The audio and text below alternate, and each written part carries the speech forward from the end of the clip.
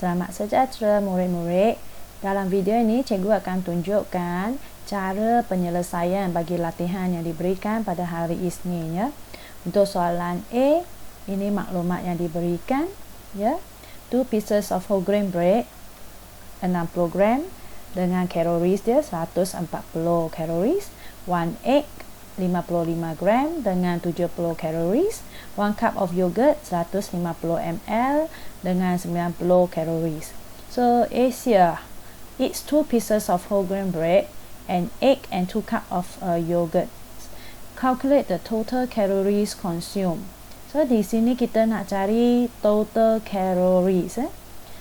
Jadi kita pergi lihat maklumat yang meliputi kaloris sini 140 kaloris untuk 2 pieces of whole grain bread. Yang sini 70 kaloris untuk 1 egg, 90 kaloris untuk 1 cup of yogurt. So kita pergi buat jawapan di sini ya. Okay. So 2 pieces of whole grain bread, kaloris dia berapa? 140. Ya. Saya lihat ada murid-murid pergi darab 2. So kena berhati-hati. Yang ini 140 sudah meliputi 2 pieces of whole grain bread ya. So satu telur kalori dia 70 dan 2 cup of yogurt di sini kita tengok 2 cup of yogurt. So 1 cup 90 kaloris. So 2 cups kita kena pergi darab 2, 90 darab 2 akan jadi 180. So kaloris semuanya kalori sama.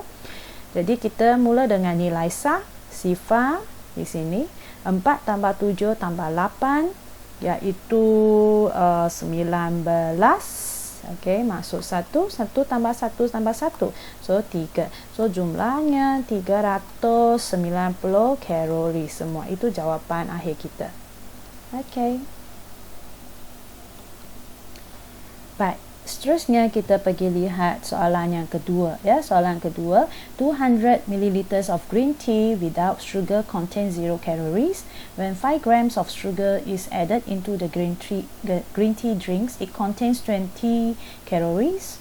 Mr. Lau gets 8 calories when he drinks 200 ml of the tea. How many grams of sugar is added to the drinks? So kita pergi lihat maklumat yang kita nak ya. 5 gram sugar dia akan memberikan 20 kaloris di sini. Ini persamaan kita yang dapat ya. So Mr. Lau dia nak dapat 8 kaloris ke dalam 200 ml air teh itu. Jadi berapa? How many grams of sugar? Ya, berapa gram sugar? Gula yang perlu dia masukkan ke dalam teh dia itu. So, untuk selesaikan, lihat di sebelah sini, cikgu tuliskan persamaannya. So, 5 gram yang gula itu akan mendapatkan 20 kaloris. Ini persamaan perbandingan unit yang cikgu sebut. Dan sekarang, Mr. Lau dia nak dapat 8 kaloris. Okay, 8 kaloris. So, berapa gram gula yang perlu ditambahkan ke dalam teh yang Mr. Lau nak minum itu? Jadi di sini yang ada unit yang sama iaitu sini ya. So 20 kaloris dengan 8 kaloris ni kita akan tulis dalam bentuk pecahan. Yang nak cari itu ialah bahagian ini. So pecahan ya, yang kita nak cari itu kita tulis sebagai pengangkahnya. Yang satu lagi unit yang sama tu kita tulis sebagai penyebut dia. Dan kita pergi darab hubungan, iaitu hubungannya ini 5 gram. Bila kita darab 5 gram, maka jawapan nanti kita dapat akan dalam unit gram. So macam mana nak tulis? Yang nak cari tulis sebagai pengangka. So 8 kalori. So kita nak tulis, tak nak tulis pun tak apa, sebab nanti kita pemudahkan, kita akan buangkan sudah tak ada. So 8 kaloris pengangka dia.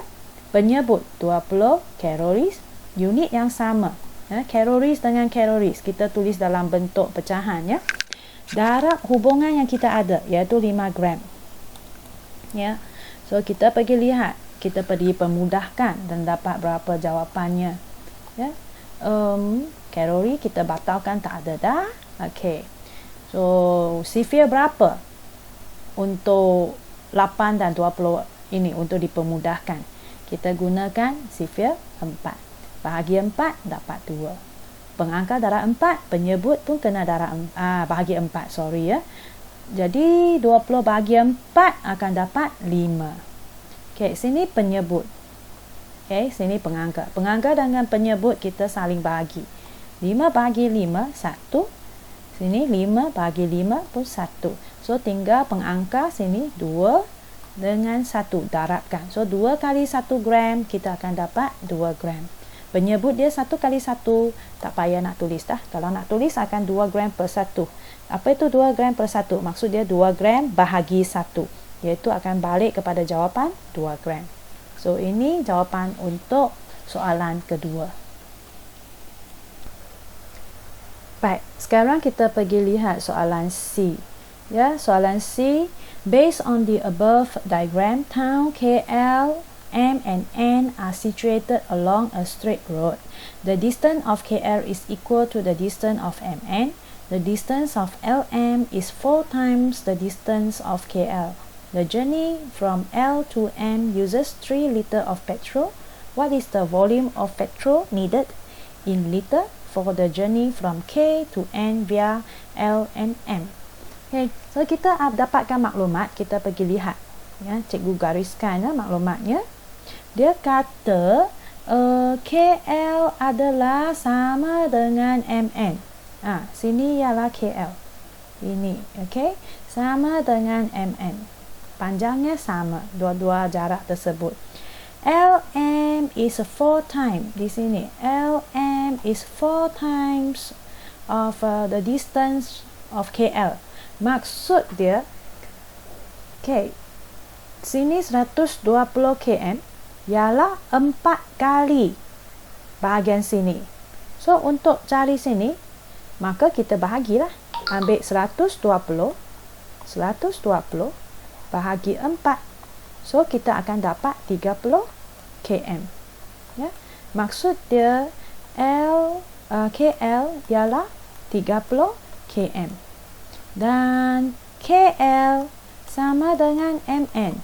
Maksud dia apa? MN juga 30 km. Ya. Next, kita pergi lihat. Dia kata L to M uses 3 liter of petrol. Bahagian sini. Gunakan 3 liter petrol. So kita sudah dapat persamaan perbandingan unit kita. Kita tulis di sini ya. Jarak LM ialah 120 km. Perlukan berapa liter petrol? 3 liter. Ya. Sekarang soalan minta kamu cari volume of petrol needed in liter from journey K to N via L and M. So kamu nak carilah petrol sepanjang sini. Dari K ke N melalui L, M. So berapa jarak? Kita pergi kira dulu. Jarak KN. So jarak KN berapa jarak? 120 km. Then KL ialah 30, MN 30. Kita pergi tambahkan semua. So sini akan dapat 180 km semuanya. Ya. So 180 km. Perlukan berapa liter petrol? Baik, kita sudah ada persamaan kita dah. Persamaan perbandingan unit. Yang km dengan km. Yang unit yang sama kita tulis dalam bentuk pecahan. Macam mana nak tulis? Yang nak cari mana? Ini kan. So yang nak cari kita tulis sebagai pengangka. Yang lagi satu sama unit tu kita tulis sebagai penyebut. So 180 per 120. Darab hubungan. Hubungannya lah apa? 3 liter. So kita pergi pemudahkan per 1. Hapuskan sifar. 1 sifar, hapuskan sifar. Maksudnya kita bahagi 10. Dapat 18 per 12. Yang sini bahagi 3, 1. Sini bahagi juga 3 akan dapat 4. 18 per 4. Cikgu tulis di sini ya. 18 per 4. Dan nanti unit akan dapat liter. Sebab kita darab liter di sini ya. So bahagi 2, 2. Bahagi 2, 9. So 9 per 2 liter. Bila kita pergi tukar bas, iaitu 9 per 2 ialah 9 bahagi 2. 4 kali 2, 8, tolak dapat 1. So, sudah dapat, kita tulis dalam nombor bercampur, 4, 1 per 2 liter. Kalau nak tulis dalam nombor perpuluhan, 1 per 2. So, 1 per 2 ialah 0.5. Ya, 4.5 liter. So, jawapan kita, petrol yang perlukan daripada K ke N melalui LM di sini, ialah kita perlukan 4.5 liter petrol. Baik, seterusnya kita pergi lihat soalan D. The incomplete table below shows the estimated mass for one ream of paper. There are two types of paper shown. So, ada dua jenis, A4 dengan A3. Ya. So, ini berat dia. A4 2.4 kg. A3 kita tidak tahu. Size of the paper. So, yang ini A4 size. Dan ini yang A3 size. Each ream of paper contains 500 sheets. What is the estimated mass in kilogram for one ream of A3 paper? So, di sini kita pergi tuliskan persamaan perbandingan unit kita. Dia kata kedua-dua mengandungi 500 keping kertas. So, kita pergi lihat ya, tuliskan persamaan kita. Cikgu tulis di sini, sebelah sini. Kalau A4 2.4 kg. Okey. Yang apa yang berbeza di sini? Yang 29.7 cm, 29.7 cm, yang ini panjang dia. Okey, yang ini sama, panjang sama, tetapi lebar lain. So maksud dia di sini kita akan ambil 21. Maksud 21 cm yang A4 akan beratnya 2.4 kg. Manakala yang A3, okey, A3 ialah 42 cm. Dia akan berapa berat pula, berapa kg. Jadi ini merupakan benda yang kita nak cari. Jadi kita nak tuliskan persamaan kita dalam bentuk pecahan yang sama unit, kedua-dua ada. Okey, di sini iaitu cm, kita akan tulis dalam bentuk pecahan, pengangka dan penyebut. So sekarang sudah tahukah apa nombornya yang kita perlu tulis sebagai pengangka, apa yang perlu kita tulis sebagai penyebut? Yes, yang kita nak cari iaitu 42 ni. 42 ni kita nak cari, tulis sebagai pengangka kita. Yang lagi satu sama unit, ini 21 cm, kita akan tulis sebagai penyebut. Darab hubungan kita iaitu 2.4 kg. Nanti jawapan yang kita akan dapat pun akan dalam unit kilogram. So nanti kita akan dapat jawapan dalam kilogram sebab kita darab kilogram di sini. Jadi sekarang sudah ada persamaannya, kita pergi selesaikan, pergi pemudahkan. Sifir 21. 21 bagi 21 iaitu 1. 42 bagi 21 akan jadi 2. So kita akan dapat 2 kali dengan 2.4. So 2 kali 2.4 akan dapat 4.8. So jawapan kita 4.8 kilogram untuk berat kertas A3 itu.